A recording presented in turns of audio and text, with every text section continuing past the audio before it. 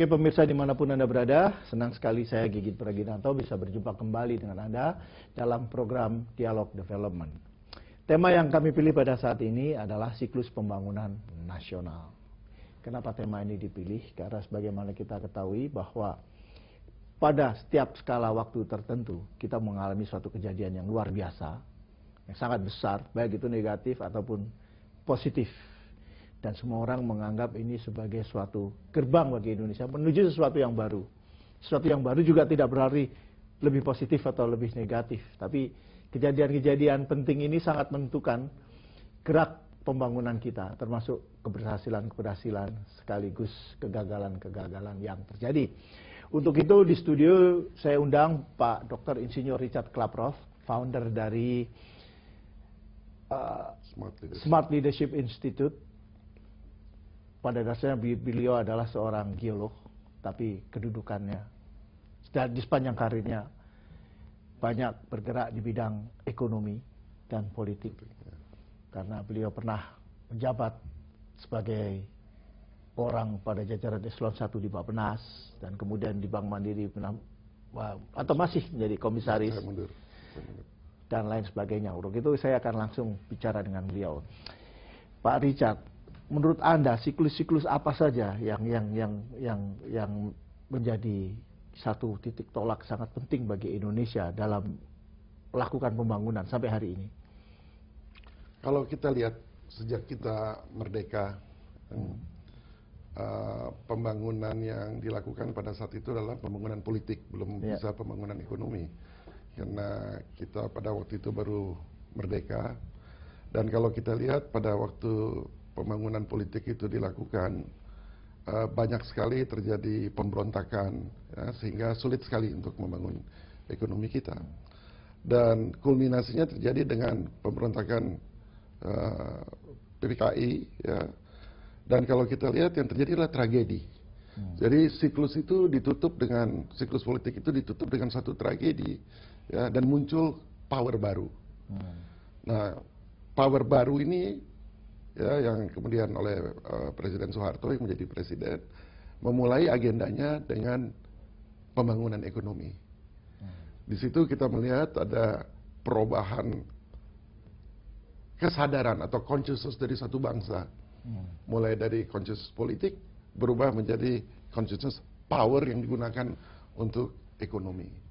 Dan kalau kita lihat agenda yang dilakukan pada tahun 67 sampai 93, yaitu membuat pembangunan jangka panjang tahap 1 pada waktu itu yang kita kenal dengan Repelita 1, 2, 3, 4, 5. Dan berakhir pada tahun 93. Pada tahun 93 dimulai siklus yang baru, pembangunan jangka panjang tahap kedua. Ya, pada tahun 93 itu dimulai dibuat. Dan ironiknya tahun 98 kolaps. Nah, kalau Pak Harto jatuh. Dan kolapsnya Pak Harto bukan disebabkan karena masalah internal sebenarnya. Karena terjadi faktor eksternal. Ada satu kekuatan dari luar yang mempengaruhi sistem pembangunan ini sehingga dia jatuh. Jadi kelihatan bahwa memang ada siklus di dalam setiap hal. Kita bisa mengenal dalam musim pun ada siklus, dalam harga-harga saham ada siklus. Jadi itu sesuatu yang sangat alamiah. Kebetulan background saya adalah geologi. Dalam geologi itu ada satu filosofi mengatakan bahwa the present is the key to the past, bukan to the future. And the past is the key to the future. Maksudnya keadaan kita hari ini disebabkan oleh hal-hal di masa lalu. Kalau kita bisa mempelajari hal-hal di masa lalu, proses-prosesnya seperti apa, kita bisa mengenal adanya satu pattern, adanya pola. Dan kalau kita mengenal pola itu seperti apa, kita bisa merencanakan masa depan kita yang lebih baik. Saya ingat beberapa waktu yang lalu salah seorang pengamat atau pemikir, Pak Frans Magnus Suzeno, mengatakan bahwa di Indonesia sepanjang hidupnya itu selalu mengalami berbagai macam siklus besar atau suatu peristiwa besar. Tidak hanya dari masa kemerdekaan, tapi juga masa tahun 66 ketika terjadi suatu huru-hara besar yang menjatuhkan Soekarno. Dan kemudian 98 ada huru-hara besar yang menjatuhkan Soeharto. dan lain sebagainya, Pak. Tapi setiap kali huru-hara ini usai, maka muncullah suatu suasana yang baru yang lebih positif. Itu menurut dia. Meskipun suasana baru yang lebih positif ini mempunyai sangat banyak kekurangan, sehingga diperlukan suatu peristiwa besar lagi pada tahap waktu tertentu berikutnya. Ini bagaimana Anda melihatnya? Banyak benarnya dikatakan oleh Pak Fragnis. Tapi kalau kita lihat lagi ya, soal siklus lagi, kita mengenal dulu zaman kita itu ada namanya revolusi agriculture. Itu memakan waktu sangat lama. Dan kalau kita lihat teknologinya berubahnya sangat lama. Pacul yang dulu berubahnya dengan bentuk pacul yang sekarang sama. Ini hanya bisa dipercepat ketika terjadi satu siklus baru. Ya, ada yang namanya revolusi industri. Itu cycle menjadi jauh lebih cepat. Kemudian revolusi industri berubah lagi menjadi revolusi informasi, menjadi lebih cepat lagi. Kalau kita melihat seolah-olah waktu itu berjalan dengan sangat cepat. Sebenarnya bukan waktunya berjalan cepat, tapi perubahan yang menjadi demikian cepat. Kalau dulu perubahannya barangkali membutuhkan waktu 350 tahun sampai kita merdeka. Lalu kemudian membutuhkan waktu yang lebih pendek lagi setelah kita merdeka, membutuhkan waktu kira-kira 30 tahun. Kemudian kita lihat sekarang perubahan itu akan jadi lebih cepat lagi. Kita lihat selama 10 tahun terakhir kita punya berapa presiden? 3 presiden atau 4 presiden. Nah, siklus ini, perubahan ini akan terjadi juga di dalam segala hal. Dalam hal politik, di dalam hal ekonomi. Jadi kekuatan baru itu tentu disebabkan adanya satu denominator yang sama. Denominator yang sama yaitu saya kira kesadaran manusia, alam dan sebagainya.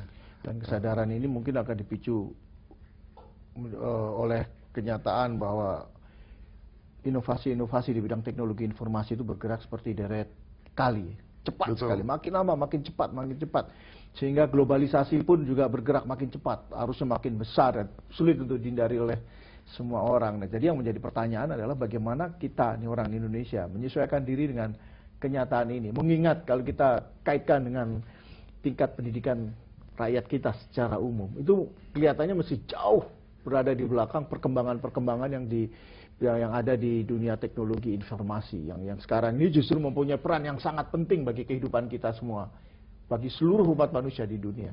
Bagaimana ini? Ya, kalau kita lihat ya, dulu 60 tahun yang lalu atau generasi ayah kita itu, untuk membangun satu usaha, mereka tuh membangun kira-kira 20 tahun. Baru mereka sukses ya, dan mereka mulai barangkali umur 20 tahun, membangun 20 tahun, dan mereka menikmati suksesnya 20 tahun kemudian. Usaha yang sama, kalau mereka mau bangun sekarang, cukup dengan 1 tahun. Ya. Berarti generasi berikutnya, proses penciptaannya menjadi jauh lebih cepat. Nah, seperti saya dengan anak-anak saya, itu ada perbedaan kecepatan kira-kira 20 kali lebih cepat yang dilakukan proses yang dia dapatkan hari ini dengan saya peroleh hari ini, baik dalam sisi pengetahuan dan segala macam, dia 20 kali lebih cepat. Kalau kita tidak pace up, ya, kita akan ketinggalan. Nah, tadi hubungan pertanyaan bagaimana ke depan, karena mayoritas bangsa kita ya belum mendapatkan akses-akses seperti itu. Ya, terutama pada data dari Departemen Tenaga Kerja kalau nggak salah Pak ya. 60% dari tenaga kerja kita itu hanya berpendidikan pernah di SD. Artinya belum tentu lulus SD ya. Ini bagaimana?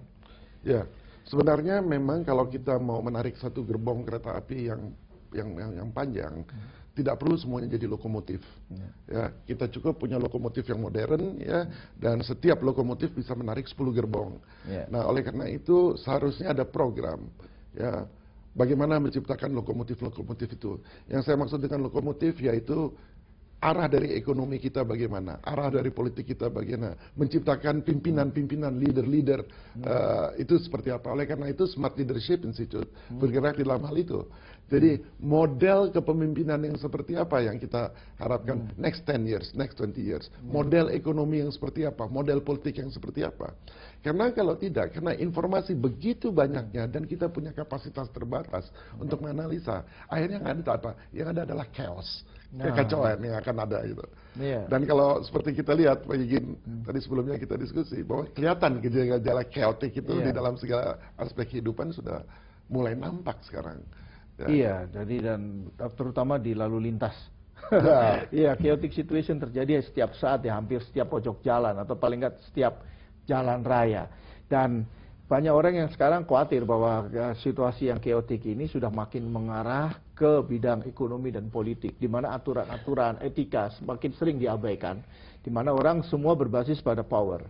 I have big power, I'm strong enough that I can preach any laws. Nah, seperti itu kalau bahasa Inggrisnya ya.